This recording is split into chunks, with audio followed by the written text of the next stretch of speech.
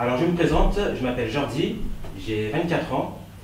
Je suis actuellement demandeur d'emploi par le statut de la mission locale et je suis également participant à cette collaboration du mouvement social des Cités d'Or de Lyon. Alors Monsieur Kahn, j'ai pu parcourir votre biographie et on reconnaît un grand engagement sur le bien-être de l'espèce humaine et de la manière dont vous êtes battu pour l'humanité.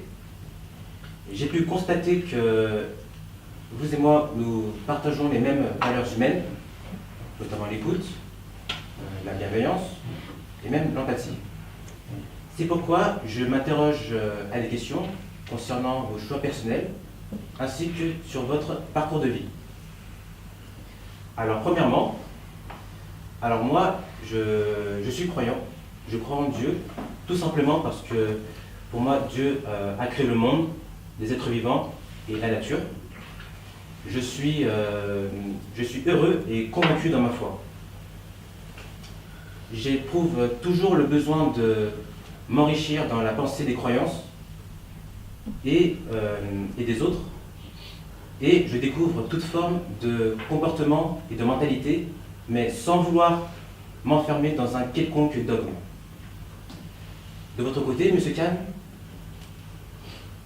pour vous, la vie n'a pas de sens. Vous vous dites agnostique, mais également matérialiste. D'où ma question pour vous, Monsieur Kahn, c'est justement d'où vient votre spiritualité, votre sens de l'éthique et de la morale. Alors, avant de répondre à cette question, à laquelle je peux répondre, relativement aisément.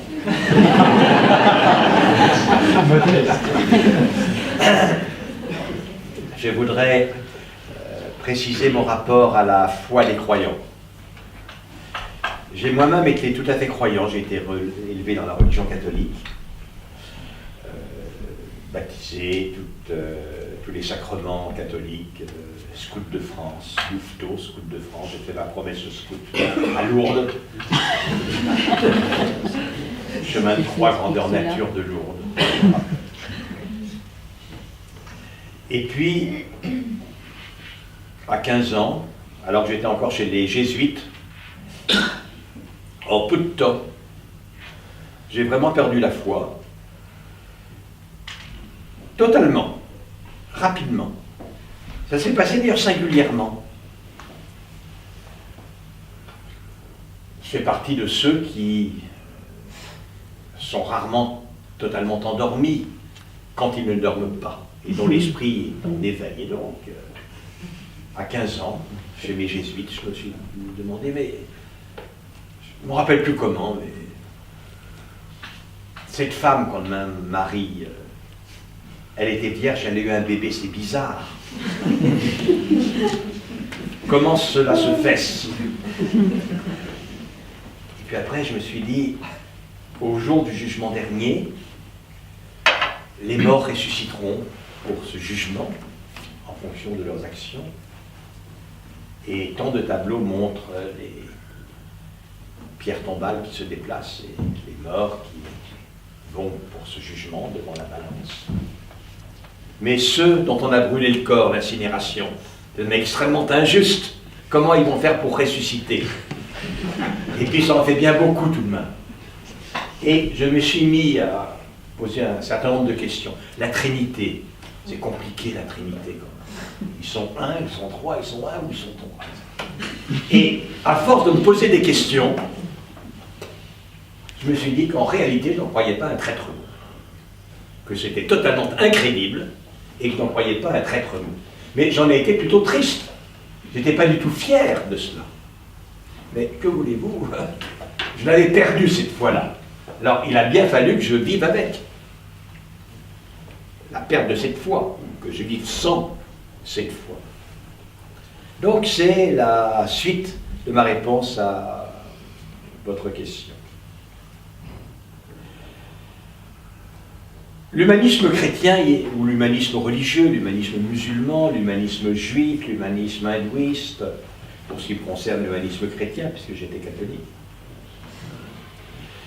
il va de soi si l'homme est la créature privilégiée de Dieu à son image, l'homme est infiniment respectable.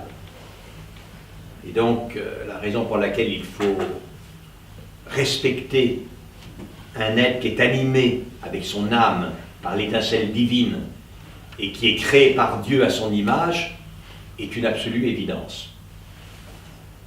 Mais à partir du moment où je ne fais plus l'hypothèse que le bon Dieu a créé l'homme, et que par conséquent, s'il ne l'a pas créé, il n'a pas pu le créer à son image, où j'en arrive rapidement à faire l'hypothèse que l'homme est advenu par le mécanisme de l'évolution matérielle, le darwinisme, comme les chenilles, comme les vers de terre, comme les chênes, comme les petits oiseaux, comme les éléphants et autres bêtes. Mais que l'évolution nous a doté de caractéristiques principales. Si je veux refonder un humanisme, il faut vraiment que je le fonde en raison. Non plus sur la foi, mais en raison. Et c'est ce que j'ai fait, figurez-vous. Alors, voyons. Tous les autres, ils n'existent plus. Imaginons que nous soyons, Jordi, vous et moi, les premiers êtres sur Terre. Les premiers êtres sur Terre. On ne se connaît pas. Mais on a un génome, vous avez les gènes que vous avez, donc vous pouvez devenir ce que vous êtes, et moi aussi, mais on ne se connaît pas et on n'a jamais connu d'autres humains. On sait que dans ces conditions-là, nous serons des êtres sauvages qui ne pourront pas accéder à une pensée, à un comportement, à une vie psychique humaine. C'est sûr, on connaît les enfants sauvages. C'est le thème de ce livre. Je vois que vous l'avez devant vous, c'est Dewi et Eka. C'est le cas d'Eka qui est élevé par les orang-outans. Hein. Donc, voilà, on va être des primates, n'ayant pas du tout cette capacité. Et puis, par hasard, au détour d'un chemin, nous tombons face à face.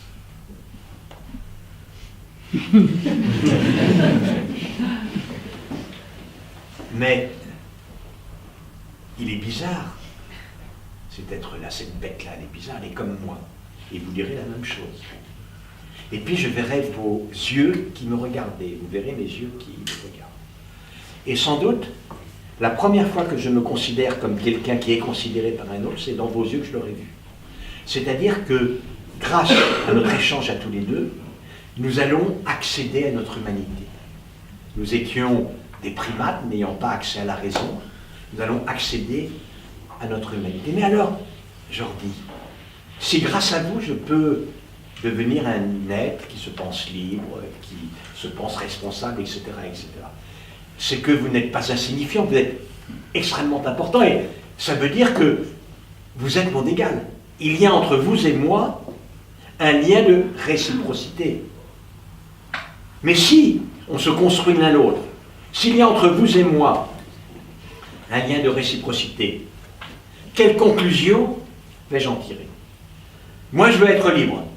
Je ne dois pas vous empêcher d'être libre. Moi, j'aimerais que si je tombe là dans un marigot où il y a un alligator qui va me bouffer, que vous m'aidiez à m'en sortir avant d'être boulotté. Que vous soyez bienveillant avec moi. Et donc, réciprocité, je me dois d'être bienveillant avec vous. Je vais essayer de ne pas vous assommer avec ma massue pour vous tuer. Et j'espère que vous n'allez pas m'assommer de la même manière. Non-malveillance.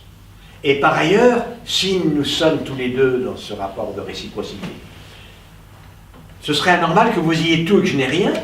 Ce serait anormal que j'ai tout et que vous n'ayez rien. Principe de justice. Je résume.